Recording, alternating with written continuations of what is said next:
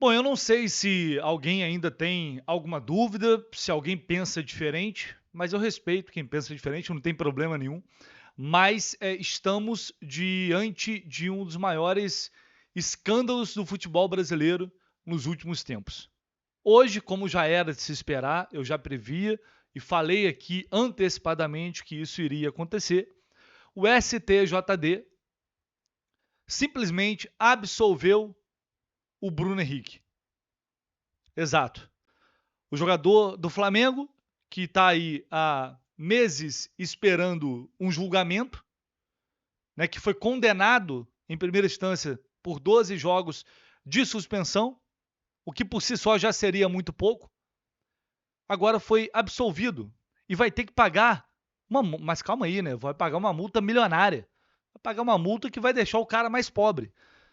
O Bruno Henrique vai pagar uma multa de 100 mil reais. Que na verdade não é uma. Na verdade é um presente, né? O Bruno Henrique foi presenteado por essa entidade, por essa instituição que é o STJD, que não tem, depois disso daí, se é que restava algum tipo de credibilidade, agora não resta absolutamente nada. Os caras perderam a vergonha na cara de vez, não tem jeito. Por mais que a gente já sabia que o caminho seria esse, é um negócio absolutamente bizarro e lamentável. Foram 6 votos para que o Bruno Henrique fosse apenas multado e outros 3 para que ele fosse de fato punido, que tivesse de fato alguma punição. Ele sequer esteve presente na sessão, acompanhou tudo de maneira virtual. A gente lembra que ele tinha sido condenado, né, em primeira instância por 12 jogos, toda aquela conversa lá com o irmão, falando que ia levar cartão amarelo, e eu entendo realmente que não é a mesma coisa que, por exemplo, o Vitor Mendes, que outros jogadores que receberam dinheiro para isso, que foram pagos para isso, que fizeram parte ali de um esquema de quadrilha, isso não foi provado. Mas foi mais que provado que o Bruno Henrique agiu de maneira pensada, sendo orientado ou não pelo clube, dane-se, mas cedeu informações privilegiadas e prejudicou sim, não atuou contra o próprio clube, nesse caso especificamente, mas contra outros atores que estão envolvidos ali no futebol e nesse processo. Como as próprias casas de apostas que lutam contra essa questão de manipulação esportiva, porque também são prejudicados por isso. Apostadores, pessoas que estão ali, que, querendo ou não, de uma forma ou de outra, também foram prejudicadas. Aí eu vou destacar aqui um dos auditores que votou pela punição do Bruno Henrique.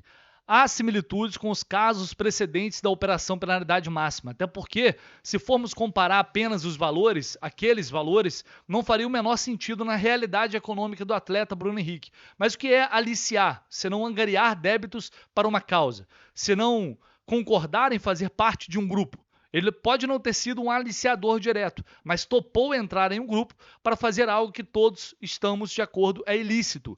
Também acho importante entender que houve recebimento de valores, não por ele diretamente, mas pelo núcleo próximo, como o irmão. Há no diálogo o tempo inteiro pedidos de dinheiro feitos pelo irmão ao Bruno Henrique. As realidades são distintas, financeiras, de diálogos, mas também houve valores. Entendo que há mais similitude nos casos do que diferenças. Então, gente, isso é óbvio, isso é evidente. Ele não ganhou dinheiro, ok. Ele não atuou contra o próprio clube, não prejudicou diretamente o próprio clube, ok. E por isso não deve ser enquadrado no mesmo artigo que os demais, que levaram 2 anos de suspensão. Mas pessoas como o irmão dele ganharam dinheiro com a informação que o próprio vazou, com a confirmação. A partir do momento que ele confirma, eu vou levar o cartão, e leva o cartão daquele jeito como ele levou contra o Santos, e sabe lá quantas pessoas o irmão dele não falou em vários grupos, olha, pode entrar pesado que ele vai tomar cartão. Quantas pessoas não se beneficiaram indiretamente disso? Isso é errado, isso é ilícito. E o que esse tribunal faz é passar pano para isso. O que esse tribunal faz é avalizar isso. O que esse tribunal faz é dizer que isso é correto, que isso é moral, que isso é normal. E então a conclusão a que chegamos e a sinalização que eles dão, a resposta que eles dão, é que podem fazer, podem falar, podem passar informações privilegiadas, que a gente vai dar uma multa de 100 mil.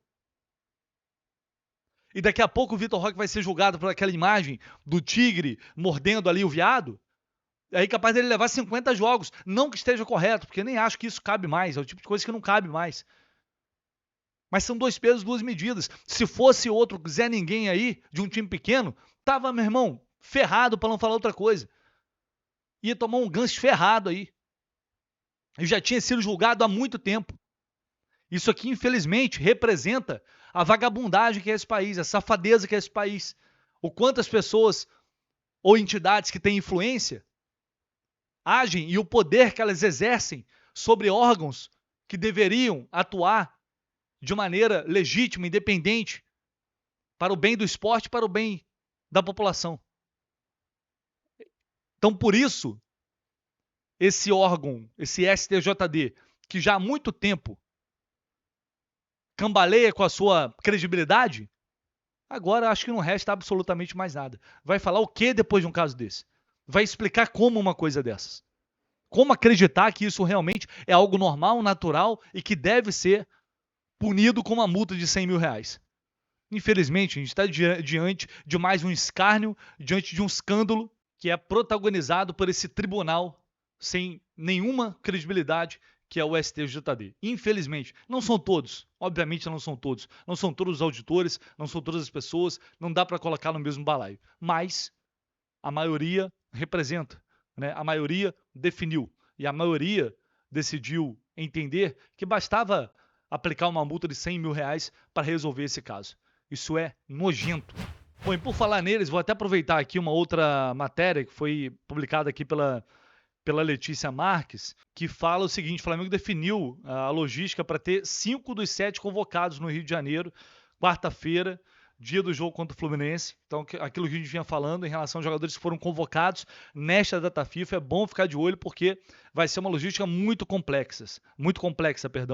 O Flamengo fretou um avião que vai sair dos Estados Unidos para trazer Carrascal, Plata, Vinha, Varela e Arrascaeta. Todos os jogadores importantes, mas eles vão chegar na tarde da data do jogo, na tarde da quarta-feira.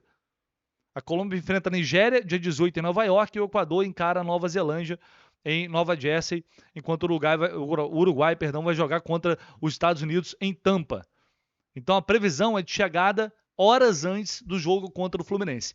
E aí a decisão vai ser tomada ali de acordo com o aproveitamento de cada um, de acordo com a minutagem de cada um nessas partidas. Só daí então eles vão definir, mas de qualquer forma já vai prejudicar bastante.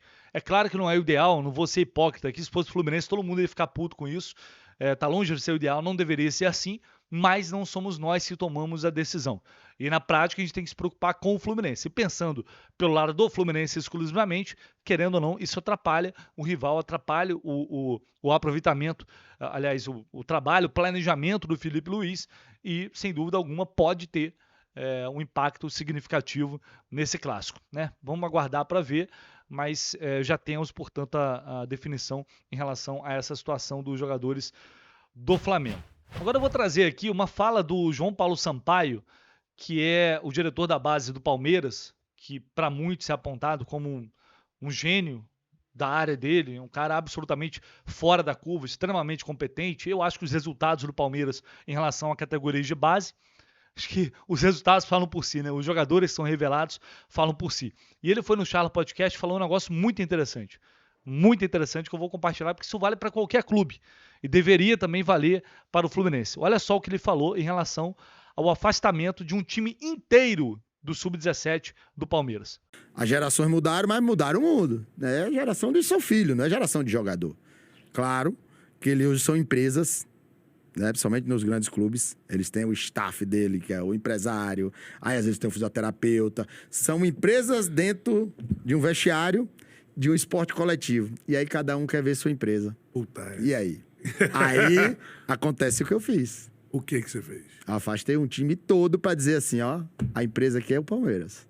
É mesmo, é? A mãe geradora aqui é o Palmeiras. Então, assim, ó, essa empresa aqui não se negocia. Ninguém vai ser maior, ou sua empresa, o seu staff vai ser maior do que o Palmeiras, porque você só tá aqui por causa do Palmeiras e não seremos reféns de vocês. Você afastou o time inteiro, Inteiro. Então, assim, pra dar esse recado. E funcionou. Afastei, funcionou e espero que isso seja o primeiro de muitos. O clube não pode ser refém de adolescentes, de crianças, porque depois vão se transformar em monstros. Não podem. Então, a gente tem esse poder. Às vezes a família não tem, porque ele já é o chefe da família. Então. Desde cedo. Cara, isso aí. O sonho ele não já é banca dele, todo só, o mundo. sonho é da família. É. O sonho é da família. De um pai, às vezes, que não foi, frustrado, da família toda. Era a história do Jean Xera, do Neymar, do Gabigol. De vários. Só que a gente vai falar só do certo. O clube não pode virar refém. E eu espero que muitos façam isso para a formação deles como um homem. Não é só como atleta. É como um homem. Mas ele só tá ali por causa do clube que o clube existe. Ah, mas, Ele quer ser o jogador de futebol, famoso, Então, dinheiro, fama, mas não quer passar pelo que o jogador sem as passa. renúncias. Sem as renúncias, sem sair de casa cedo, sem trabalhar. Final de ano, por exemplo, passei 5 ou 6, Natal e Réveillon, sem família, treinando no outro dia. Isso é muito claro, né? Nem todos estão dispostos a pagar o preço, né? Para você chegar a um alto nível de carreira, para você conquistar grandes coisas. Poucos, aliás, hoje querem, e infelizmente, jogadores com 15, 16, 17 anos já chegam na base achando que são craques, já chegam na base achando que são os melhores, e todo o entorno, na verdade, fazem esses jovens acreditarem realmente nisso. E é muito difícil trabalhar, lidar com isso e conduzir um trabalho vitorioso dessa forma. O que esse cara faz no Palmeiras é um negócio incrível. Afastar um time inteiro, onde você já viu isso? Não me lembro. E aí eu fico olhando, não só para o Fluminense não, tá? O Fluminense também, mas para os outros clubes. Será que conseguem ter uma autoridade desse tipo? Será que consegue bater de frente e falar quem manda aqui é a gente não vai ser refém de vocês? Porque em muitas dessas negociações, como o caso do Riquelme agora, a gente vê o quanto o clube fica na mão do jogador, do staff dele. Eu vou renovar aqui, mas você vai renovar o outro jogador. Mas você vai trazer outro jogador. É claro que isso é uma coisa que não está ali, ela não está escancarada, mas acaba ficando implícito, porque são os mesmos empresários, é o mesmo cara, o mesmo agente. O cara pode até não falar, mas ele ataca depois desta forma. Mas eu renovei com o cara lá, agora é a sua vez. E não é só aqui não, isso aí é em todo lugar. Poucos clubes têm a capacidade de se impor dessa forma, mostrar só quem manda aqui é a gente, não é vocês não. Então, só para destacar que é um podcast uma entrevista muito boa, vale assistir lá no Charla. E é um cara realmente muito fora da curva, já recebeu proposta de vários clubes e não sai do Palmeiras. E eu acho que o resultado que ele obtém lá não é por acaso, né? É um negócio realmente incrível. João Paulo Sampaio aí falando. Eu só quis trazer esse exemplo porque está muito dentro da realidade do que a gente observa muitas vezes que acontece no Fluminense e em outros clubes. E só para fechar aqui, sobre política rapidinho no Fluminense, Celso Barros se manifestou atacando a oposição. Lembrando que próximo dia 15, depois de amanhã, é o prazo final para inscrição das chapas. E aí saberemos quantas chapas teremos na eleição do Fluminense. Mas esse post aqui sinaliza algumas coisas. Por que eu estou falando disso? Vamos lá. Ele diz, hoje temos 3 candidaturas na eleição do Fluminense. A da situação, a da suposta oposição e a minha oposição. A campanha do candidato da suposta oposição, que ele chama a campanha do Ademar Arraes, é milionária. Aviões, busdoors, intensa, movimentação nas redes e muito mais. Dizem que o marqueteiro deste candidato, o mesmo que no passado cuidava da comunicação do Peter Sinsen, cobra um valor bastante interessante pelo seu competente trabalho. A situação, como sempre, também dispõe de muitos recursos para a campanha. Já a nossa campanha é de uma pobreza franciscana. Bom, vamos lá, né? A gente foi no lançamento da campanha do Celso Barros e não estava essa pobreza, não. Aliás, estava muito mais rica que a da situação, inclusive. Realizamos um grande evento no lançamento da nossa chapa. Estou falando em relação ao lançamento de chapa, evento ali, né? questão de buffet, bebidas, essas coisas, né? Evidentemente. Realizamos um grande evento no lançamento da nossa chapa, bancado por amigos tricolores que acreditaram na mudança e nos ajudaram a construir aquele momento. De lá para cá, seguimos enfrentando enormes dificuldades. Eu fico pensando, quanto essas duas campanhas estarão comprometidas em retribuir seus financiadores caso cheguem ao poder? E aí, não existe nenhum puritanismo em relação ao tema. A chapa, o Flu dos Tricolores, encabeçado por Celso Barros, não tem rabo preso com ninguém. E conto com vocês, tricolores, para vencer, finaliza aí. Então, por que eu estou trazendo isso aqui? Porque é um movimento, é um ataque que ele faz à candidatura da Ademar Arraes e que sinaliza para mim duas coisas. Não estou vendo muito possibilidade de apoio do Celso Barros à candidatura da Ademar.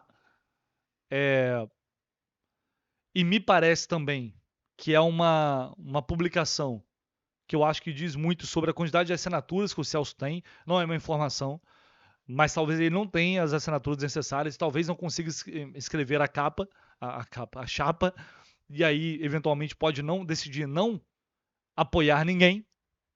E essa divisão, como a gente já falou várias vezes na oposição, tende a favorecer pelo menos a própria situação. Então essa é a leitura que eu faço com essa publicação do Celso Barros 2 dias antes das inscrições das chapas. Depois que isso for confirmado, sim ou não, se teremos 3 chapas ou 2 chapas, talvez haja uma mudança nesse cenário. Mas com certeza Celso Barros não vai apoiar a situação, mas não vejo hoje um cenário que ele vai apoiar a Ademar Arraes também.